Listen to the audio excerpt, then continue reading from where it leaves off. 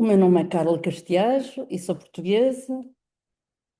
Iniciei os meus estudos em joalharia, em Portugal, tendo feito a minha licenciatura na ESAD. Durante a licenciatura estive um ano letivo na Escola Massana, em Barcelona, através do programa de mobilidade Sócrates Erasmus. Nessa altura também tive a oportunidade de participar em alguns workshops e tive como professores Ramon Pucci, a Carmen Amador, a Silva Waltz, o Carlos Codina, para nomear alguns.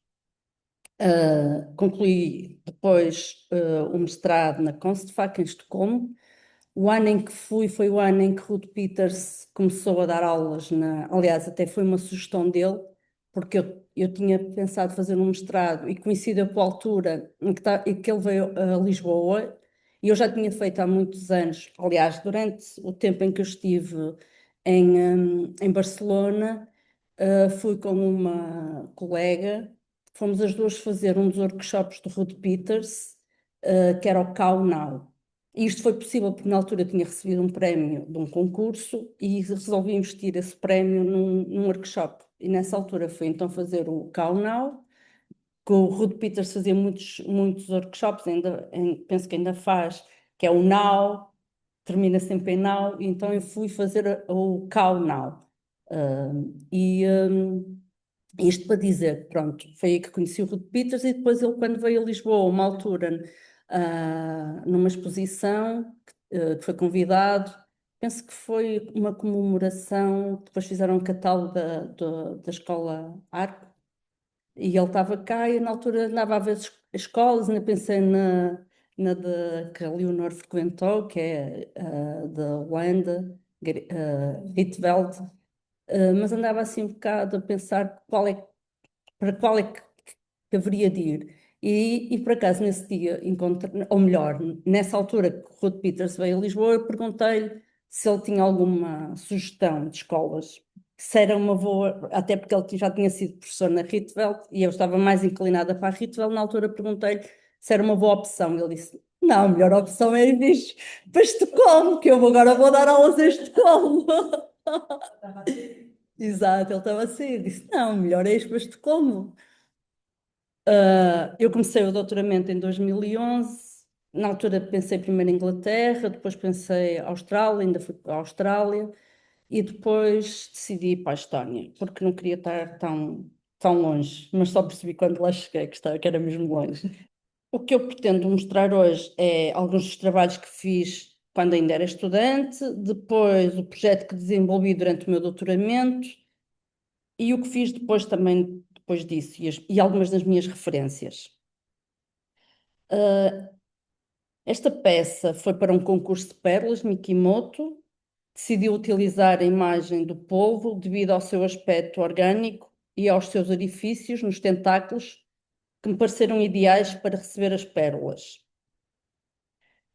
Para fazer o protótipo desta peça não foi nada fácil nesta altura, que foi em 2000. Penso que hoje em dia seria muito mais fácil conseguir refazer isto. Já há muitos anos que está em stand-by, mas talvez um dia pegue nele e contacte a Mikimoto a ver se eles têm interesse em comercializar esta peça ou ter esta peça. Mas isso ainda está. É borracha, foi feita em borracha, é um protótipo, nunca foi concluído, ficou só pelo protótipo, porque, como disse, em 2000 foi muito difícil. E eu, para fazer este protótipo, também recorri a alguns engenheiros, na altura, ao Inés e a coisas assim mais, que era o que havia na altura, não é? Em 2000, falámos de há 25 anos atrás, não havia as tecnologias que há atualmente. E para o fazer, tive que comprar vários polos para encontrar o tentáculo que me agradava mais. Sei que no final tinha o congelador cheio de polos, e a única maneira foi fazer um jantar para os amigos. Foi muito bom. Esta foi uma referência para este trabalho. que é uma fotografia de Hervé Ritz. Hervé Ritz. Este colar ainda era estudante na ESAD e foi uma referência e uma forma de utilizar uma tradição muito comum na joalharia, em que a frente e o verso eram ambos importantes, e portanto retomei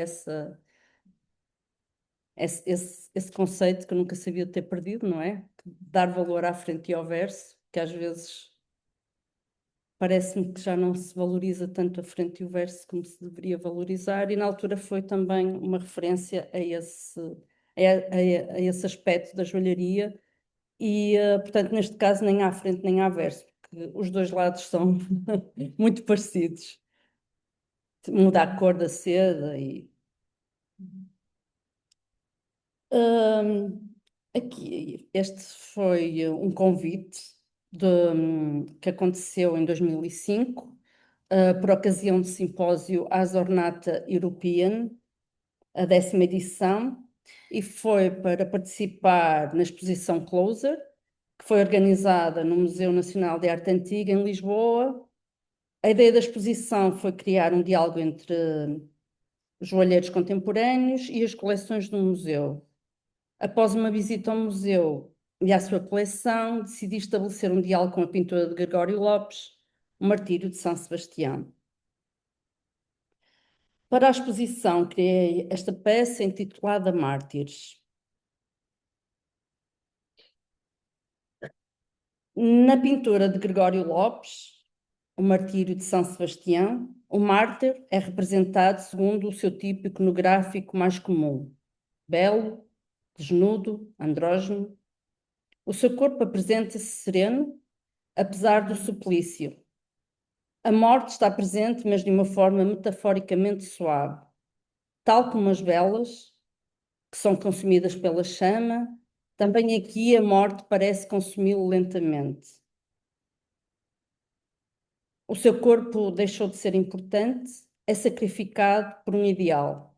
Atualmente, o corpo é também sacrificado por ideais, quer de beleza, quer de crença. Aliás, acho que sempre foi um bocado o corpo sacrificado por ideais de beleza ou crença. Eu decidi trabalhar com o tema mártires e novos mártires porque tinha interesse em saber mais sobre o mesmo. Os mártires sacrificam os seus corpos pelos seus ideais, crenças, paixões, por algo que consideram mais importante do que a própria vida. Resolvi trabalhar com cabeças de boneca, cabeças de borracha, em combinação com ouro e o meu próprio cabelo. Eu decidi trabalhar este tema porque achei bastante complexo, violento e extremo. A minha intenção não era glorificar os mártires, apenas me interessava conversar, pensar, trabalhar sobre este tema.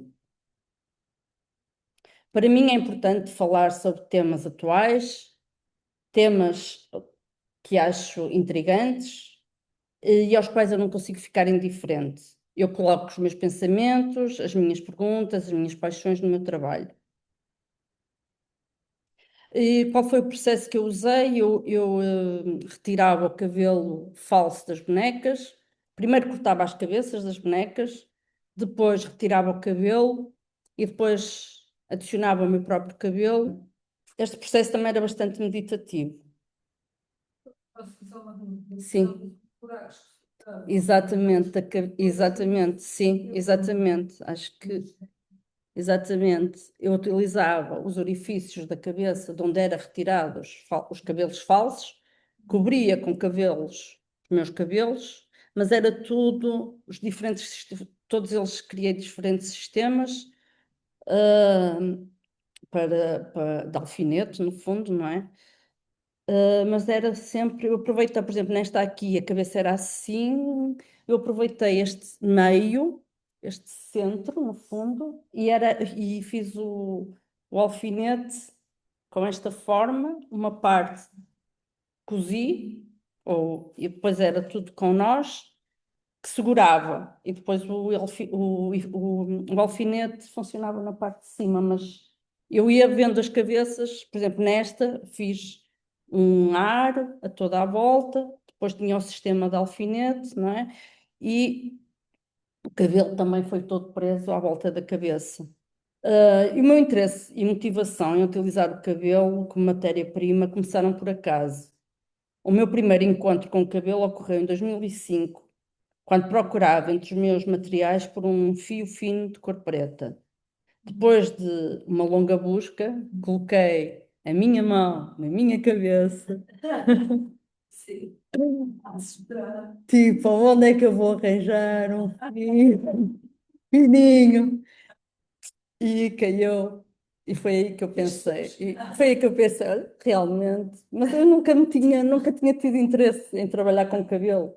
Mas depois dá a necessidade, só vou experimentar, ver se funciona. No meu projeto de doutoramento, o tema da minha pesquisa artística foi Purity or Promiscuity Exploring Hair as a Raw Material in Jewelry and Art. Portanto, pureza, promiscuidade, explorar o cabelo como matéria-prima em joalharia e arte. E foi supervisionada pela professora Kadri Malk e pelo professor Dr. Robert Baines. Esta pesquisa explorou as dicotomias e complexidades frequentemente presentes no cabelo humano e o potencial do cabelo para produzir significados contraditórios quando utilizado como matéria-prima principal ou como matéria-prima.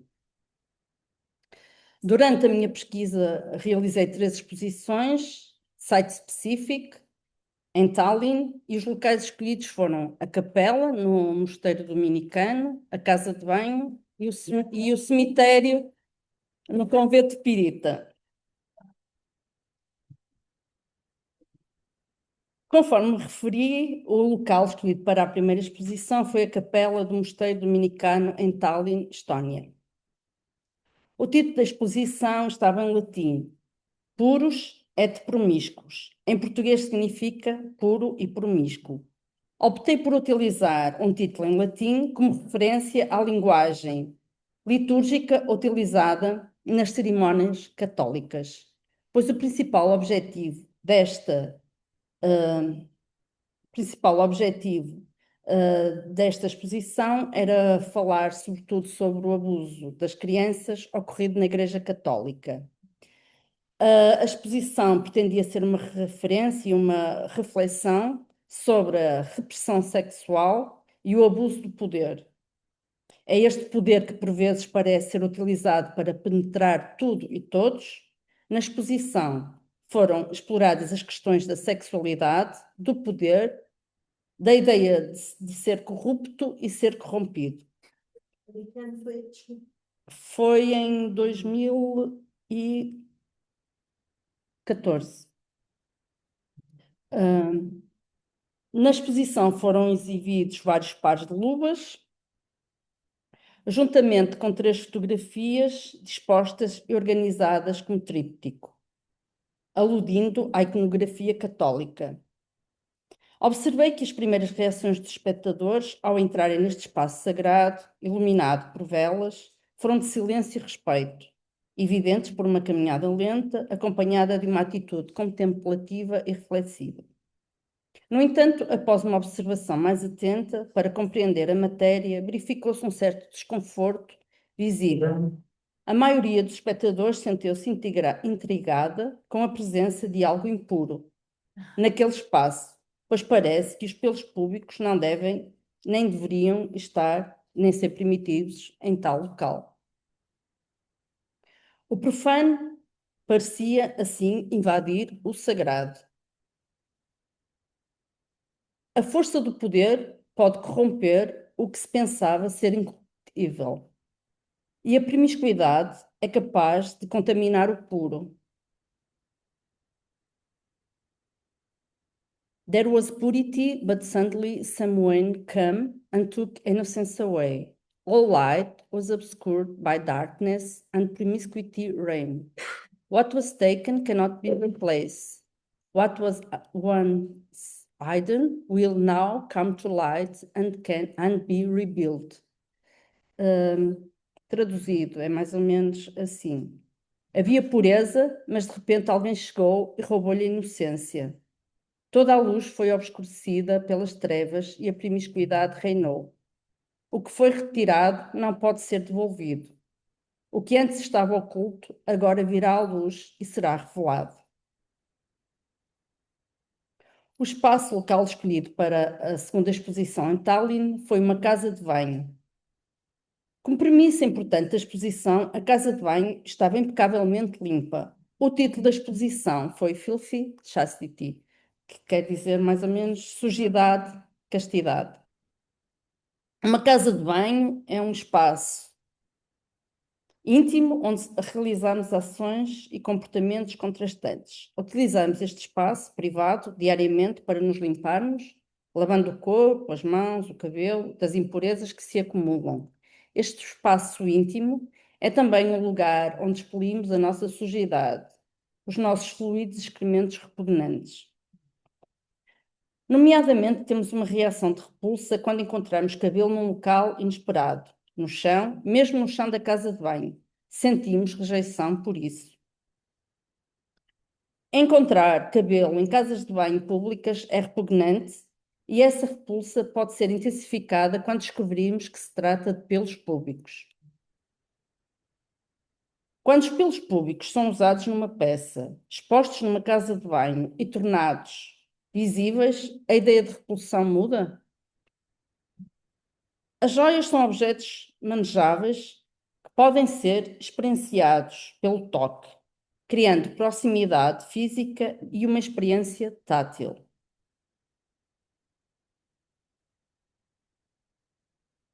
O cabelo apela fortemente aos nossos sentidos. Muitas vezes queremos tocar no cabelo. Quem é que nós permitimos que toque no nosso cabelo? Permitimos que um estranho toque no nosso cabelo ou apenas alguém familiar? E quanto às condições de permissão, quando pensamos nos nossos pelos públicos? Mesmo que permitindo, quem se aproximará destas obras feitas de pelos íntimos do corpo e os tocará? O cabelo como matéria-prima é um meio poderoso utilizado para representar a intimidade. Para aqueles que não têm qualquer ligação com a origem do cabelo, este pode ser interpretado como inadequado e possivelmente até repugnante. O trabalho criativo apresentado nesta exposição teve como objetivo analisar o cabelo como matéria-prima, explorar as suas possíveis reações e observar que estas reações podem ser opostas e quando o espectador se aproxima destas peças, eu verifiquei que havia reações muito diversas. Mesmo quando eu permiti, e neste caso esta exposição foi mesmo feita com o objetivo que o espectador tocasse nas peças, uma coisa que normalmente não é permitida. A única premissa era que tinham que lavar as mãos, a maior parte antes, e por isso estavam na casa de banho, mas a maior parte das pessoas não quis tocar nos trabalhos.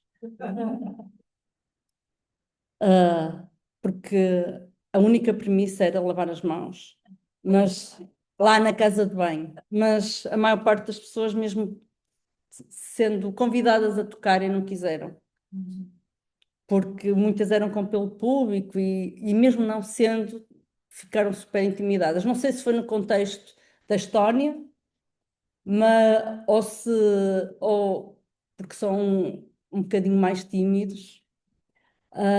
Ou se nunca experienciei em Portugal se as pessoas tocariam, mas muito raro, muito raro, foram muito raras as pessoas que tocaram. E eu até, a exposição teve patente só penso que uma semana, já não me recordo exatamente, mas eu estava presente, mas sempre que chegava um visitante eu afastava-me, não estava na casa de banho para os deixar mais à vontade. Mas sei que quase ninguém Mas tocou. eras tu que propunhas, Propunha, exato, exato, mas tocar. podiam tocar, mas não tinham, sim, Uhum. Exato, a ideia era mesmo perceber as reações que o cabelo provocava, ou seja, mesmo sendo convidadas a tocarem, eu quis a perceber-me se as pessoas iriam tocar sendo convidadas ou não. Ou seja, o que eu verifiquei foi que a maior parte das pessoas não tocou por ser a matéria cabelo, por ser cabelo e pelo, não quiseram tocar. A terceira exposição, o espaço escolhido, como já tinha referido, foi o Convento de Pirita, em Tallinn, na Estónia. E aqui muitos dos trabalhos eram com muitos nozinhos, um trabalho muito meditativo, e aí as pessoas já queriam tocar. E queriam tocar, essencialmente, porque não acreditavam que aquilo fosse cabelo, porque como já estava manipulado, com nozinhos, já não parecia cabelo. Portanto, e aí já queriam tocar exatamente para confirmar se realmente era cabelo. Mas o trabalho que desenvolvi para esta exposição, que foi a terceira, como tinha referido anteriormente, foi um trabalho muito minucioso, com muitos nozinhos, muito trabalhado, e aí as pessoas já tinham mais curiosidade em tocar nas peças. Aqui a exposição foi só um dia, porque foi no exterior. Aliás, até o último momento foi um bocado incerto, estava a chover, estava... Aliás, a exposição foi montada nestes três acrílicos, já ia preparada, porque era só para instalar e pôr os trabalhos, porque era ao ar livre. Portanto, foi só um dia, foi só uma experiência. Também aconteceu uma performance nesse momento, foi cortar o cabelo lá numa parte de uma colega, que ela ia, que me permitiu que eu lhe cortasse o cabelo. Pronto, esta foi a terceira exposição, foi a última que fiz em Tallinn, porque durante o doutoramento eu tive que fazer três exposições. Era parte do programa de doutoramento, é fazer três exposições, em que depois há duas pessoas que fazem a review da exposição, uma é interna da faculdade e outra pode ser um artista, pode ser uma pessoa convidada. Portanto, havia sempre três reviews e, hum, e esta foi a terceira exposição, foi a última. E tu fazias essa escolha ou era a universidade? Não, eu podia propor, a Cadre também sugeria, várias vezes sugeriu. Sim, Cristina. Escolha. Tem a ver com os dois grupos? Não, também tem a ver com joias de luto, mas também teve a ver com uma conclusão que eu já estava a chegar, que era que o cabelo nos sobrevive. Então, para esta exposição, o nome que dei foi Remain Cease, permanecer, cessar. Foi no cemitério das ruínas do convento de Pirita. A fragilidade está implícita na vida, o corpo passa por um processo de deterioração, o cabelo é um aspecto do corpo, o cabelo, porém, não se decompõe, possui qualidades de durabilidade que são opostas à fragilidade do corpo. Algumas das obras da exposição eram muito meticulosas, exigindo uma manipulação detalhada,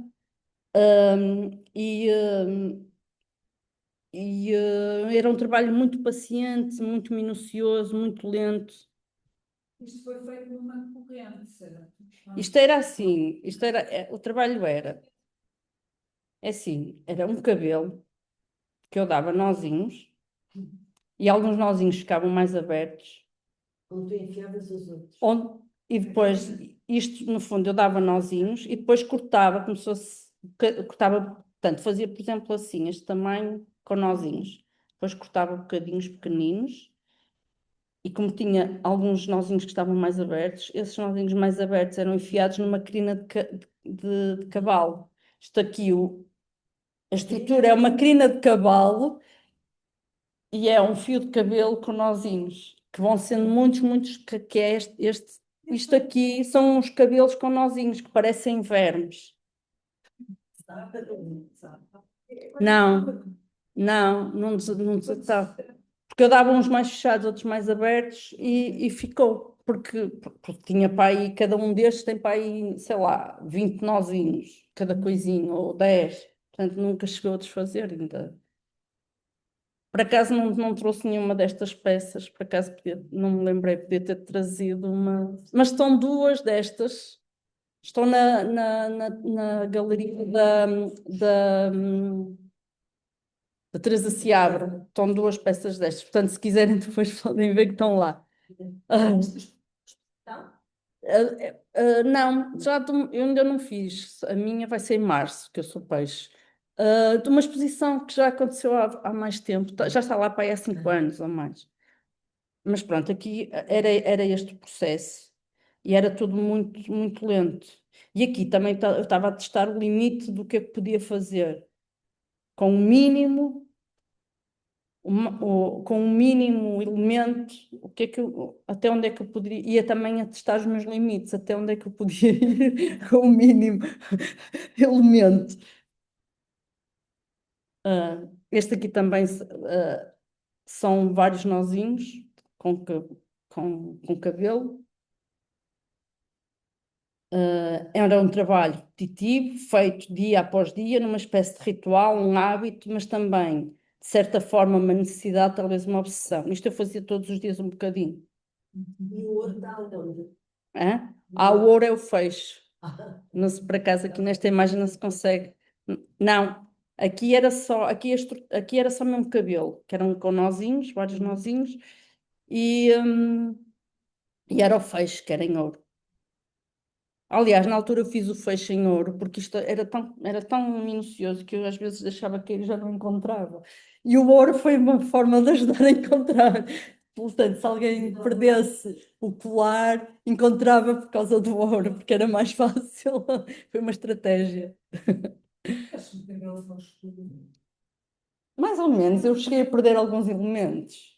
Foi, porque ficam mesmo fininhos, mesmo, sabes?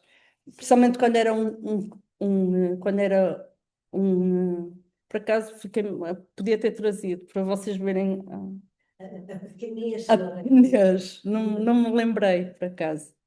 Esqueci-me de que também teria sido interessante trazer essas coisas. Trouxe só peças já concluídas. Sim. O valor e a importância de algumas joias dependem mais da relação que se estabelecem com elas, a quem pertencem e as memórias que podem transportar são extremamente relevantes. Assim, o cabelo como uma joia continuará a existir quando partirmos. Ou seja, aqui a relação também foi estabelecida que as joias também nos sobrevivem, não é só o cabelo, porque a maior parte de nós tem joias dos nossos avós, também perduram no tempo, não é só. Pronto, também quis estabelecer esse link. Este aqui também foi, é o meu cabelo, mas eu não tenho assim o cabelo, como vocês verificam. Mas o que é que eu fiz? Este aqui foi muitos nozinhos de cabelo que fiz, um bocado parecido com aquele que fiz, que viram no início, aquele que tinha muitos nozinhos. E eu fiz esses nozinhos todos e depois desfiz esses nozinhos todos e ficou assim. Já. Porque É só o peixe. é assim, eu fiz uma pulseira em ouro com argolinhas pequeninas e eu fiz uma a uma as argolinhas, soldei e depois coloquei o cabelo à volta com nozinhos e depois desfiz os nozinhos, só deixei 2 ou 3 para segurar no ouro. O processo foi este. Um bocadinho, Escrito ao cabelo. pois, um bocadinho Penélope, que fazia, desfazia. E é assim, exato, o efeito é um bocado este. Ah, concluí esta exposição com a seguinte frase: What will remain when we cease? O que é que restará quando nós partirmos?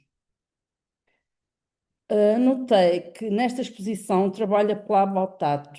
Creio que talvez isto se deva ao facto de a maioria das peças ser muito meticulosa e delicada, aquilo que já tinha referido anteriormente. E a forma como o cabelo foi trabalhado fez com que deixasse de parecer cabelo. Era mais difícil perceber que o material utilizado era cabelo. E talvez fosse necessário tocar-lhe para ter a certeza. Portanto, este trabalho aqui, foi o tal trabalho que eu estava a fazer que já não tinha pelos públicos. Isto aqui são bocadinhos de terra, em que em cada um dos bocadinhos de terra sai um pelo público como se fosse uma semente, como se fosse. Por isso é que o nome da peça é Fertile Field for Fertility. Um campo fértil para a fertilidade. E é o meu corpo, também foi assim um bocado maluqueira fazer isto, porque era o meu corpo, e depois pedi a uma amiga para me colocar esta peça a contornar a minha silhueta. É uma peça mesmo, sim, está toda unida. Fiz estes, portanto, estes montinhos, exato, foram feitos no molde de silicone, com terra e cola branca, e depois sobre eles colocava. Depois ficou, sim, sim, ficou dura, sim. É o tamanho do meu corpo, portanto, sim, a silhueta vai.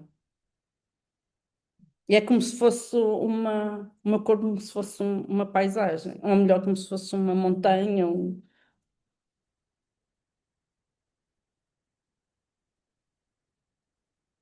E onde é que mostraste esta peça?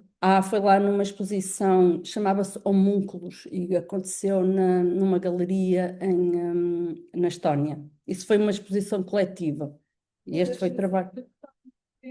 Depois também a Cristina escolheu esta peça, exatamente, para essa exposição. Um dos objetivos.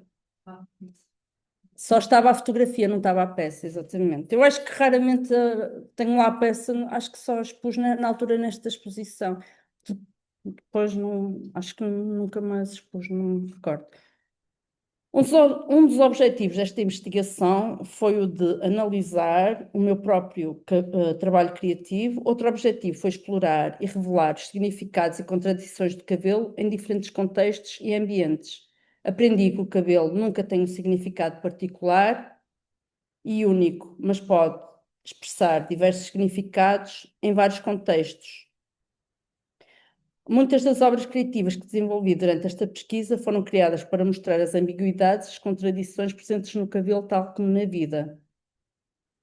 Assim, nos últimos anos, tenho utilizado frequentemente o cabelo humano como material, embora também tenha interesse em trabalhar com diferentes tipos de materiais.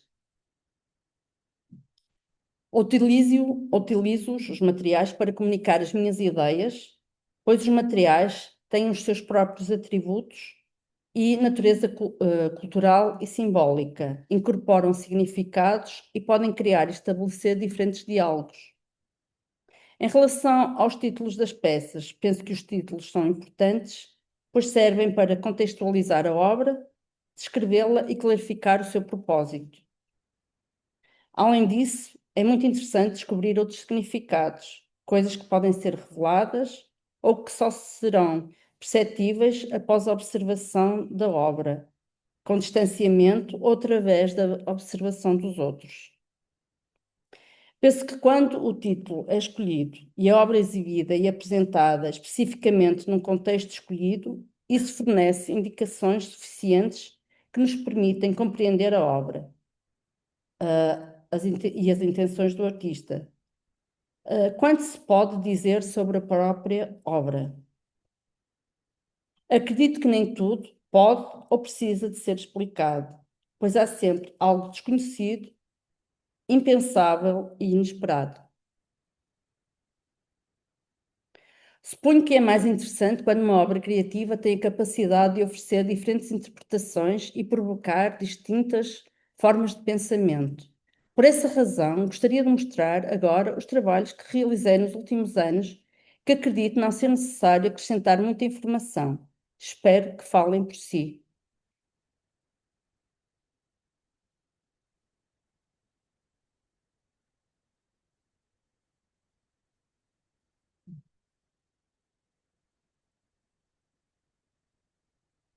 Isto aqui foi baseado na história da Bela Adormecida e é Sleeping Beauty Sleeps, porque ela pica-se num espinho E depois também tem uma relação com o fuso e com a fiação. Portanto, eu usei o fuso e coloquei espinhos de rosa.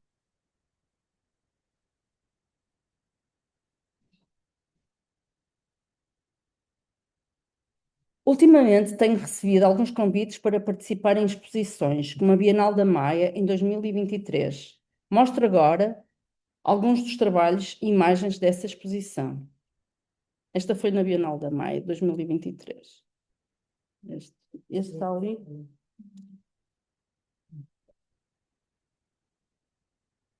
Este está ali. Neste trabalho com o título Waiting, bordei com fio de seda sobre linho, um ponto muito usado no bordado tradicional de Guimarães, o ponto de canutilho.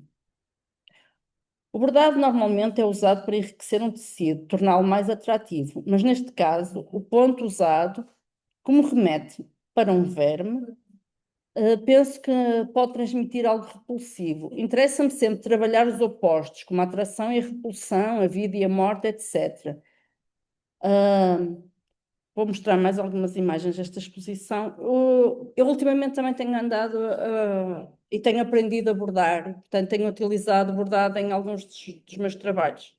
Até tiveste em Castelo Branco. Exato, sim, sim, exato, exatamente. Porque depois, às vezes dou aulas no secundário e escolho os sítios, porque é com habilitação própria, candidato-me em sítios que têm bordados que me interessam. Então já estive a dar aulas em Viana do Castelo e fui para o Museu de Trás aprender o bordado de Viana do Castelo. Depois fui para Guimarães, o ano passado, e há dois, Castelo Branco já foi há muito. foi há 3 anos, estive em Castelo Branco para poder contactar com o bordado de Castelo Branco. Estes aqui comprei na DMC, marca é. Já assim? Já sim, sim, eles vendem nesta forma. Este aqui fiz sobre uma máscara de beleza, bordei uma caveira. Beleza e morte. E depois há uma animação em que isto aparece, sou eu que está por trás. Mas aqui não pus a animação. Este aqui é com cabelo que eu coleciono sempre que tomo banho e vai caindo das escovas. É o meu próprio cabelo está sempre em crescendo. Está cada vez maior e vou sempre fazer. Já está a começar a ficar mais branquinho. Exatamente, sim, sim. Porque aí é que ao bocado eu estava-me a adiantar, que era desta que eu estava a falar, que em 2022 fui convidada pela Adriana Molder para realizar uma exposição na Galeria da Casa Molder. Coleção compulsiva foi o título da exposição. Nesta exposição tinha 3 peças, tinha esta, tinha aquela, mas por acaso não tenho aqui imagens porque já estava ali. Mas estava mais pequeno. Hã? Era mais pequeno. E esta? Esta aqui já está. Sim, porque aqui já é 2023 e ele... Sim. Ah, em relação a esta... Exatamente. Esta aqui foi cabelo que eu comprei. É cabelo verdadeiro. Eu coleciono o meu cabelo que cai, ou o cabelo dos outros, o cabelo que me é oferecido, ou o cabelo que eu compro. Fios de cabelo pronunciam a ausência de um corpo, mas esses cabelos podem ser usados e utilizados de forma a preservar a memória de um indivíduo. Nesta exposição, uma das peças foi uma cortina feita com cabelo humano que dividiu os dois espaços da galeria. Neste caso aqui também, nem para te espaçar, por exemplo, tu foste à exposição, para ir de um espaço ao outro era preciso passar este arco. Mas também dava para ir por baixo, e havia pessoas que iam por baixo. Sei, mas também digo uma coisa, quer dizer, também pode ser para não estragar, percebes? Sim, sim, sim, sim, eu percebo, mas claro, sim, também. Sim, mas ele também não estava, porque eu também não, na altura a ideia era mesmo que viesse até cá ao fundo, mas não havia, não há cabelo, só fala-se, mas eu queria que fosse cabelo verdadeiro, portanto teve que ser aqui assim uma negociação, porque não conseguia encontrar. Depois, uma outra exposição que foi convidada foi em 2024, que foi convidada pela curadora Eduarda Neves para participar na exposição Pecados e Capitais ou uma certa névoa para espaços vazios. Esta exposição, se quiserem ver, há um site. Ela sempre faz exposições, que ela faz sempre coletivas, ela cria um site, portanto, se procurarem Signs and Capitals ou Pecados e Capitais, encontrou mais informação sobre esta exposição. Como? Sim, não foi, a primeira foi em Hamburgo. A primeira foi em Hamburgo. Primeiro foi em Hamburgo, depois foi Madrid, depois foi duas em Marrocos, uma foi em Rabat, a outra foi em Marrakech, e depois é que acabou, no ano 2024 terminou em Amsterdão, e depois em 2025 foi para Turim. Portanto, a Eduarda, os projetos dela, ela convida alguns artistas que ela decide, e depois a ideia é os artistas irem com a exposição aos sítios e fazerem a montagem. Tem muito a ver também com trabalhar no espaço e em coletivo. Portanto, eu consegui ir à parte de Turim, não consegui ir, mas fui aos outros sítios todos, juntamente com os outros artistas.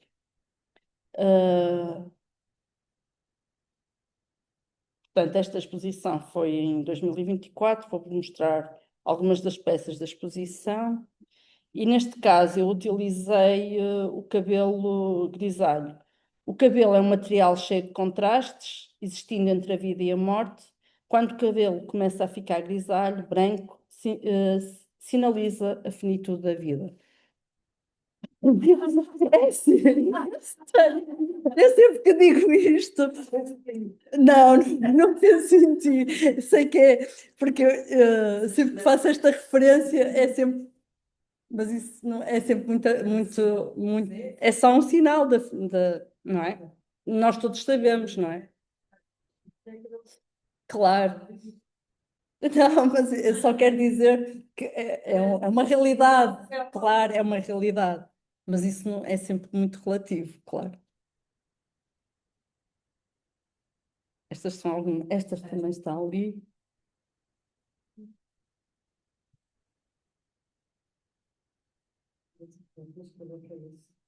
Uhum. Esta estava em diálogo com este espaço. É Marrakech, sim.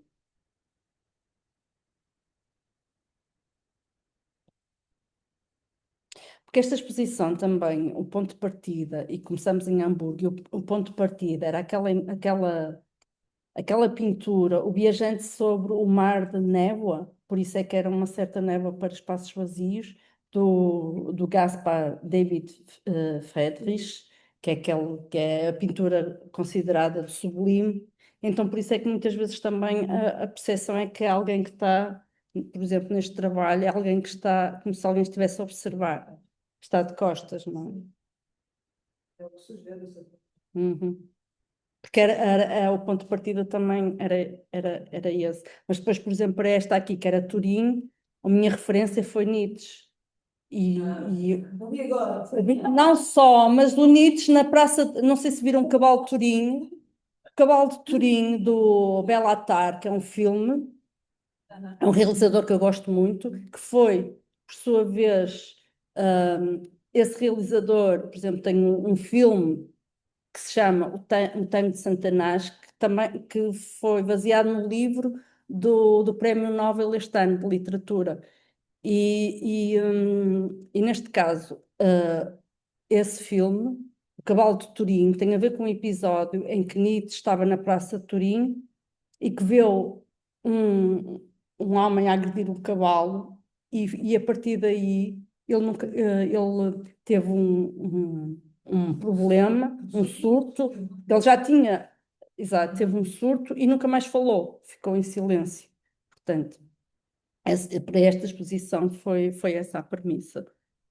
Depois, agora vou falar de duas exposições individuais que fiz. Uma delas foi esta, que foi em 2024. Aconteceu, a Cristina viu esta, Aconteceu no Armazém do Fundo, na Térmita, no Porto, e o título da exposição foi A Noiva Celibatária, e foi uma referência ao trabalho de Marcel Duchamp, a noiva despida pelos teus celibatários mesmo. E aqui vão ver algumas imagens da exposição. Este aqui é o retrato público 1 e o retrato público 2. É o público 1 e o público 2. Este aqui foi a primeira vez que eu usei sabão rosa da marca Confiança, mas achei que era um material muito interessante, porque depois tem algo de veias e pronto. Eu aqui, como referência também era o Marcelo Duchamp, usei muitos ready-mades. Aqui, sobre este molde de sapatos, acrescentei uns tacões, chamei-lhe saltos altos, e aqui saltos, que é como eu tinha estado nesse ano em Idar Oberstein, isto aqui é feito com galalite, e também dá para saltar à corda, não é? E depois tinha aqueles sapatos que também estavam em diálogo, que era tudo para saltar, sendo que o movimento de saltar também podia fazer relação com esta peça aqui. Portanto, havia assim algumas relações que eram estabelecidas. E depois, esta aqui era a peça tipo, principal, que foi feita através de um cavalo para andar no selim. Exato. Sela, exato. A sela de cavalo. Exato. Selim é de bicicleta. Exato. A sela de... Estava-me a faltar o termo. A sela. E é tudo com pele aqui. Fica logo a criança. É assim, eu comprei a sela e depois só fiquei com uma parte, tive que a desfazer, tive que retirar vários elementos e depois aproveitei uma parte e construí tudo com diferentes peles depois, mas tirei alguns proveitos de coisas que já existiam, por exemplo, esta parte aqui já existia. A maior parte da pele que usei, neste caso, era pele de porco, e era uma pele de porco que tinha manchas. Portanto, eu achei super interessante usar esta pele de porco, porque era uma pele de porco manchada. O aspecto da exposição era este. Estas peças, uma era desventrada e a outra era esventrada, também estavam em diálogo. Nesta aqui era seda, era uma silhueta de um espelho, como eu disse, eu usei alguns ready-mades, e depois no interior era linho. Este interior aqui sobre esta seda está linho, que se vê assim. Tem algo assim entre o humano e assim bastante humano, achei eu. Depois também tinha esta, na altura fiz este vestidinho para vestir este cabide, e este vestidinho cabe no cabide, só que eu depois separei as duas peças, mais ou menos assim. Também tirei proveito da sombra. O cabide é um ready-made alterado. Fiz aqui umas alterações. E depois também utilizei esta referência à tábua de engomar e à noiva e à celibatária. E esta aqui foi colocada na zona mais úmida deste espaço. Chama. Até tinha aqui assim, aquelas manchas, era verdete. Também fiz uma cortina para aqui, mas aqui, aliás, aqui também usei cabelo sintético. Mas aqui teve. Não conseguia. Não, porque eu aqui quis fazer mais comprido e não consegui, teve que ser com sintético. Isto aqui é uma peça para usar nos mamilos, que também é parecida. Eu às vezes faço assim estas peças para colocar. E depois a última exposição individual que fiz foi coisas que habitamos, coisas que deliram, que também teve a curadoria da Eduarda Neves. E podem ver aqui algumas imagens desta exposição. Esta foi feita no Espaço Mira, no Porto, E nesta exposição foi criado um diálogo entre objetos que coleciono e que são referências, inspirações, juntamente com peças que tenho vindo a realizar. Vou-vos mostrar algumas imagens. A exposição estava neste espaço. Havia sempre referências ao corpo, estão sempre, de alguma forma, essas referências, explícita ou implicitamente.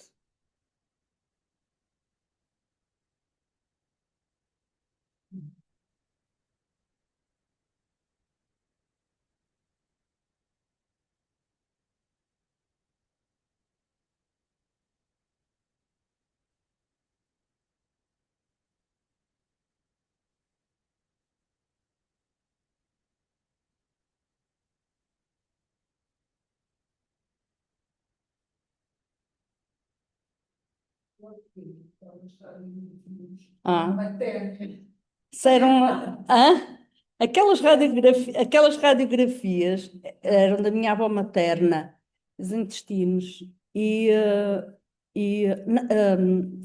depois também achei interessante porque há um problema, não me recordo agora do nome, mas há pessoas que comem o cabelo, isso é comem o cabelo, sim. Não me estou a recordar agora do nome, mas há. Exatamente, exato. Exatamente, sim. E fica acumulado no intestino, sim, sim. E depois, exato. Aliás, no fundo, os animais também, ao lamber, e depois expela, exato, exato, sim, mas depois há pessoas que, mas isso já é um problema psicológico, elas arrancam o cabelo e comem, mas isso é um problema psicológico, mas acontece. Já ouviste falar também, sim. Não me recordo agora também do nome. Exatamente, exatamente. Agora também não me recordo do nome. Exato. Até se chamam síndrome de Rapunzel. É, portanto, tem a ver com isso. Durante esta exposição, houve uma performativação pela Maria João Costa Espinho das peças. Vou-vos mostrar algumas imagens. Ela ativou algumas das peças que estavam expostas.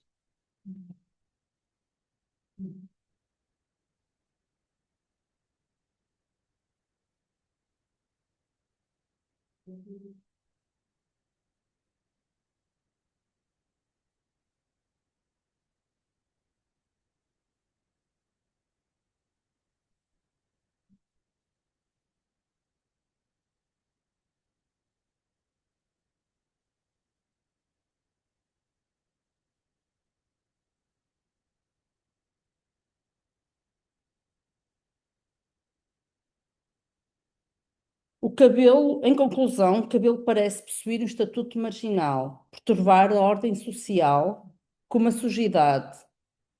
Não respeita fronteiras, situa-se num espaço entre os vivos e os mortos. Talvez por isso seja considerado uma matéria poluída e suja. O cabelo possui qualidades notáveis de durabilidade que são opostas à fragilidade do corpo. Se há algo de que podemos ter a certeza sobre o cabelo, é que ele permanece mesmo depois de partirmos. A arte tem também a capacidade de permanecer, e se nos ajuda a compreender e a questionar o mundo em que vivemos, oferecendo-lhe novos significados, os artistas agem sempre e interrogam-no, de forma a remodelá-lo e a proporcionar diversas experiências aos materiais que utilizam nas suas obras. Agora vou mostrar algumas referências.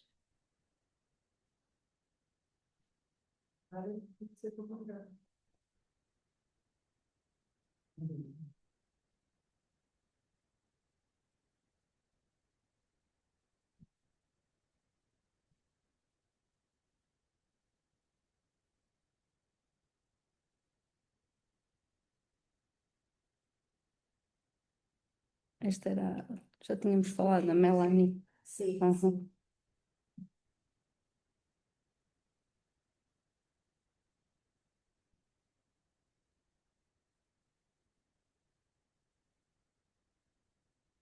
É Bjork, o álbum Medusa. Monaton, Merdi Topanang,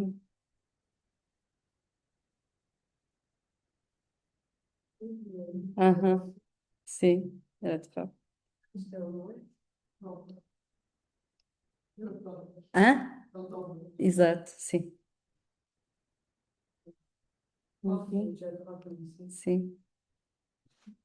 Este é o Juan Mueck, que era o genro da Paula Rego, que era a que fez as Pinóquio e todas as. Isto é enorme. Pois é, este é enorme. Mas também é Monaton, Monaton, que são imagens que conhecem.